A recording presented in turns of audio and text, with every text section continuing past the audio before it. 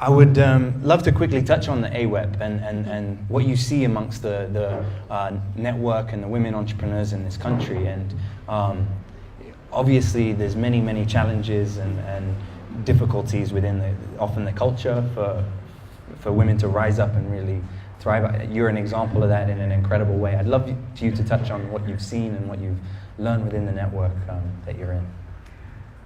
You know, since I started AWEP was 2012, and it's almost now close to 6 years. And I see a big development among women.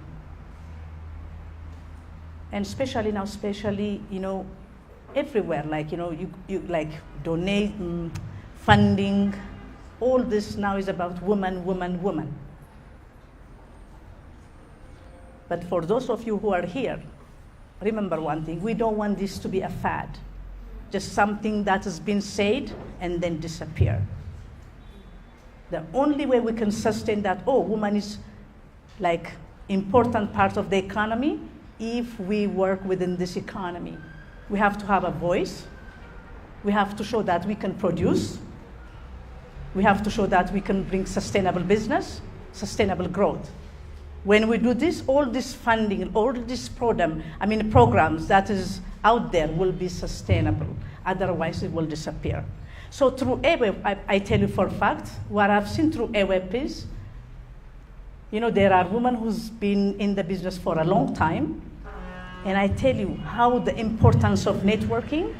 These women, they've been doing their business maybe for the last 25 years on their own.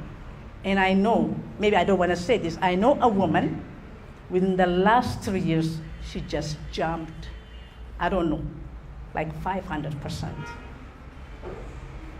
If you really think why in the last 25 this didn't happen, believe me, the networking is a key to her success. So I will say for those of you, again, please take this opportunity. You should be the one, if they don't call you in a month, you have to say why. Because really now you might think, you know what, we gather, we talk. No. This is the key to your success. So through AWEP, what I've seen is the power of networking. Yeah, the power of networking. Another issue which is a big factor for, I don't know, especially I have to say this, when people said, for women, which I said, I don't specifically say for women. It happened for both men and women. It's like finance is a big issue. I don't think it is an issue of just women. For everybody, finance is an issue here. But I tell you again, you know, make yourself credible, believable for the banks, for the funders. You know, sometimes the first 2-3 years, you don't make profit, let me tell you for a fact, when you do business. But you are building profile. Through that profile, that is when you build credibility. That is when the bank trusts to lend you. So again, I will say, this is not a woman, this is not. I think it's all, an issue for our business environment. The same thing with working space. Because right now, when you go, for example, right now I'm renting a space, and they ask you for arm and leg.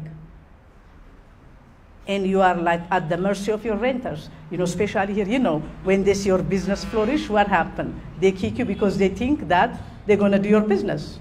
Most of the time they don't. Because it is a business plus who you are, and they cannot copy who you are. That is what most people forget is, no matter how, like, people say, you know, they're gonna copy me. No, they cannot copy you.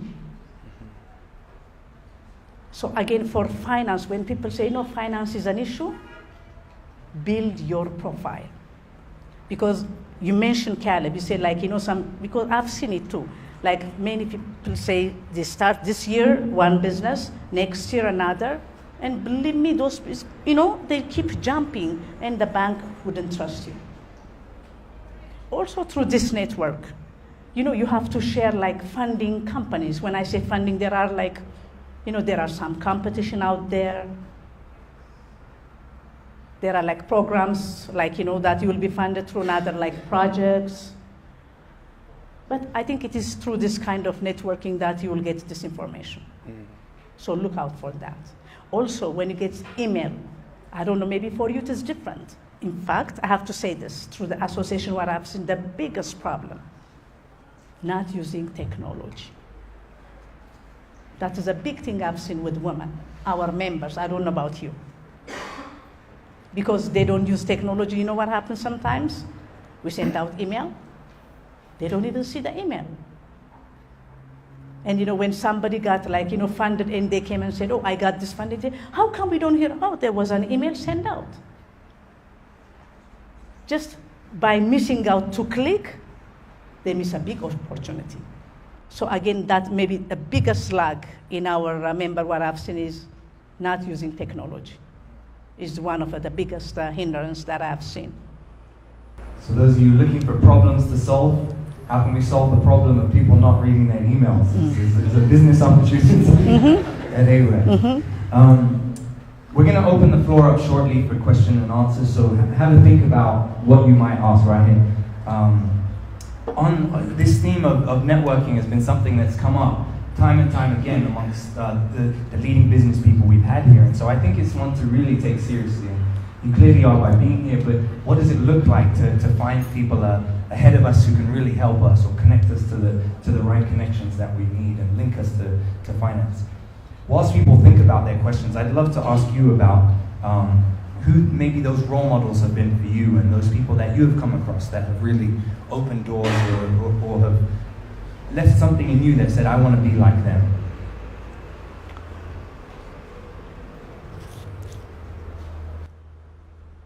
For that, I would say, when I not like them, but somebody who instilled in me about starting something and finish. Honestly speaking, I don't remember that I started and I haven't finished.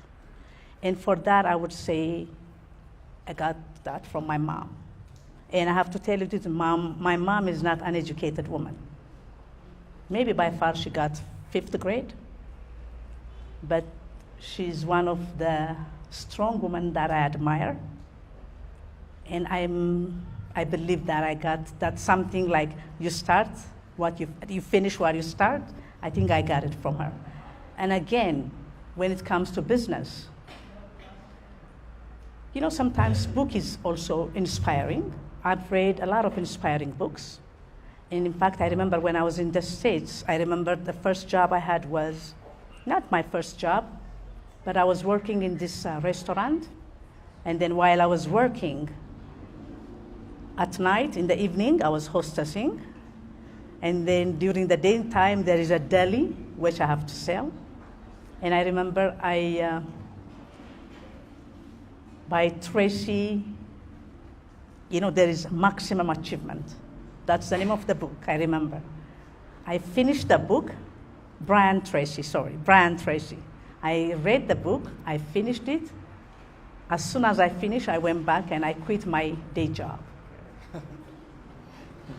Because I said, you know what, I can do more than this, and which I did.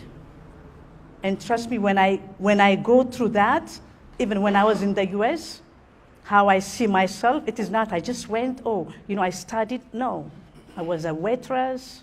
While waitressing, I was going to school. All this, I think, come through the, what you've seen. But coming back also, I said, my older sister, she's in the business. She's been in the business for the last 25 years. In fact, I remember, I know when she started was she was sitting next to a bed, just putting her table. And today she has one of a leading tour operator called Travel Ethiopia. I don't know anyone if you know Travel Ethiopia. So those are the one that really inspire me.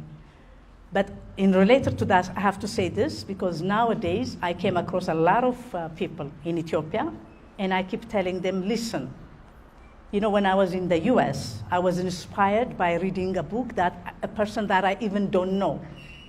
Please write your story. I hear a lot of inspiring story here in Ethiopia. You won't believe how they start and where they are. So for inspiration, I tell them, please put it on a book. Some people, they say like, in fact, I tell a very young person who's been still doing business, and she told me, no, I'm not retiring. And I said, no, you don't have to retire to write a book. So for my inspiration, it comes from a different direction. But those are the people that really inspired me. No, that's amazing to hear. And reading books, they say leaders are readers, right? And I encourage all of us, if we're not into reading certain books, to read certain books. I think we'll even start posting recommendations from our speakers on our social media, books that you should read. Is there 2 or 3 books that you'd recommend people to read? Honestly, I would say again, Maximum Achievement. Because this kind of story, it never gets old. I would say, yeah, I read, and there was The Road Less Traveled. And there was one other book. This is inspirational books. And for me, honestly, it really was a very helpful book. But Maximum Achievement is, I think, one of the top books that I recommend to everyone.